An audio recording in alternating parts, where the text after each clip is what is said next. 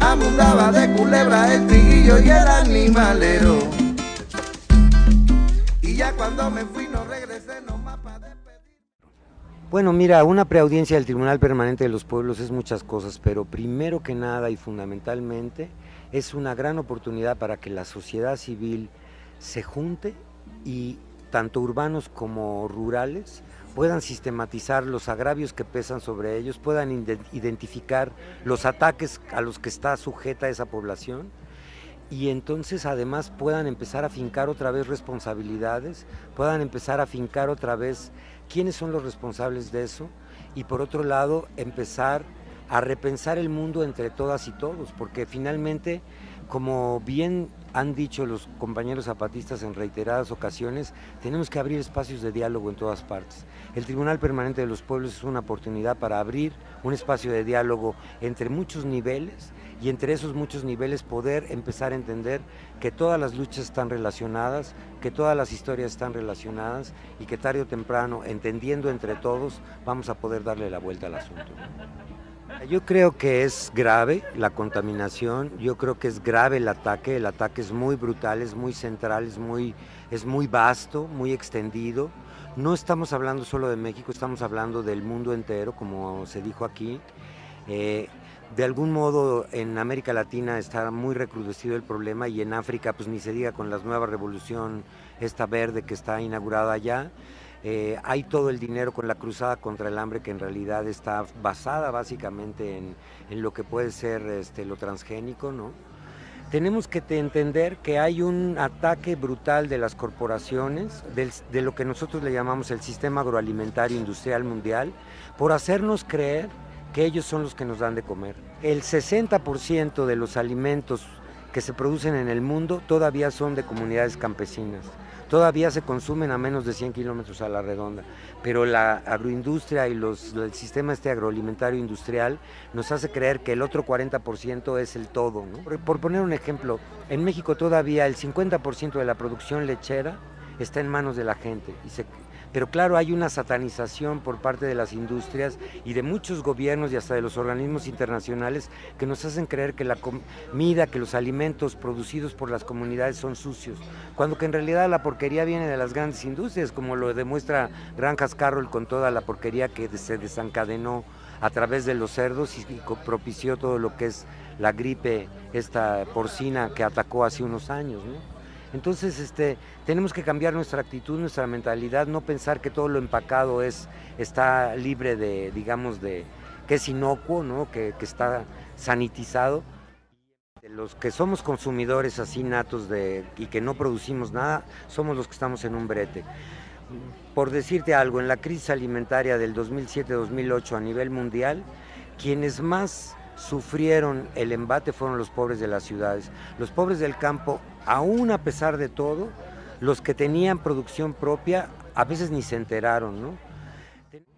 De pronto se puede decir, bueno, ante las condiciones así tan brutales de ataque, pues a lo mejor, si lo vemos así a los pocos años, pues podríamos decir que a lo mejor tienen pocos años de vida lo que le queda a las comunidades, porque el ataque es realmente muy brutal. Pero si lo vemos a los 10,000 años que tienen de defender el maíz y seguir vivos aquí, con toda la entereza que hemos visto que tienen los pueblos del maíz en toda América, yo creo que dentro de 10,000 años la gente va a seguir hablando del maíz como algo central y tarde o temprano los pueblos van a prevalecer, ¿no? Las comunidades indígenas de Oaxaca han sido defensoras del maíz desde siempre, pero con el recrudecimiento de los ataques del gobierno y de las empresas a lo que es el maíz, la red en defensa del maíz en general en todo el país, hemos estado como muy puestos a que, como dice la red en defensa del maíz, no se puede defender de los ataques o de la contaminación transgénica si no se defiende la vida completa de los pueblos que cultivan el maíz. Entonces estamos hablando de defender los territorios indígenas y estamos hablando centralmente de defender los autogobiernos, es decir, la autonomía indígena. Si no se defiende la autonomía indígena, si no se defiende la vida de los pueblos del maíz con sus territorios completos, con sus asambleas, no se puede defender el maíz, ¿no? Creo que ya lo habíamos hablado alguna vez que nos vimos, pero hay un círculo que a mí me gusta repetir, es una palabra, digamos, de los compañeros Virraritari, de los compañeros huicholes, que lo tienen muy claros. Entonces dicen, cuando les preguntan, vamos a defender el maíz, hay que defender el maíz, entonces ellos dicen, sí, para defender el maíz tenemos que defender los suelos, tenemos que revitalizar los suelos, porque están muy erosionados por tanto agrotóxico, agroquímico, que ha sido lo que los ha hecho drogadictos, ¿no? Y entonces dicen, bueno, sí, hay que lavarlos y limpiarlos y todo, pero también tenemos que apalancarlos de tal suerte que a nivel de ingeniería, digamos, del terreno no se desplomen, no queden erosionados por tanto deslave, ¿no? Entonces dicen, claro, tenemos que defender también el agua y tenemos que apuntalarlos con árboles muy buenos para que el territorio se mantenga y con las que se llaman trincheras y todas estas barreras que se hacen, ¿no? Pero no es suficiente hacerlo una sola persona, sino que lo tenemos que hacer en comunidad. Entonces tenemos que pensar territorialmente, entonces tenemos que defender el territorio, ¿no? Entonces dicen, bueno, pues sí, defender el territorio, que no lo invadan, que de alguna manera esté fuerte la organización que defiende el territorio. Bueno, entonces hay que defender las asambleas, ¿no? Entonces, ok, está bien, defendamos las asambleas, pero ¿eso qué implica? Implica defender el autogobierno. Bueno, ok, pero para defender el autogobierno necesitamos tener maíz. Entonces acaba siendo un círculo virtuoso que finalmente yo creo que es la claridad de toda esa integralidad indígena que está con el maíz porque finalmente desde los gobiernos y desde las empresas de pronto se piensa que maíz de subsistencia es poca cosa, ¿no? Cuando que en realidad no podemos hablar de una autonomía indígena si no hay una siembra propia, una producción propia de alimentos, ¿no? Es decir, producir los propios alimentos te permite no pedirle permiso a nadie para hacer lo que quieres ser. Entonces la autonomía más primera, el autogobierno más primero es tener alimentos propios. Y si quieres alimentos propios tienes que tener una organización fuerte como para poder emprender una defensa de tus semillas nativas, 10,000 años de existencia contra unos cuantos años de una imposición que finalmente es muy tremenda, ¿no? Entonces, claro, los que estamos en un problema somos los de las ciudades y tarde o temprano yo hago la predicción muy tremenda de que nos veremos obligados a sembrar nuestros propios alimentos. Lo que hoy a lo mejor es un sueño como New Age de alguna gente que diga, no, pues yo siembro mi propia comida, tarde o temprano será algo inescapable, ¿no? Mientras tanto, yo creo que lo que hay que hacer es, por un lado, si realmente queremos apoyar a la gente que está produciendo, pues empezarles a comprar en directo, ¿no?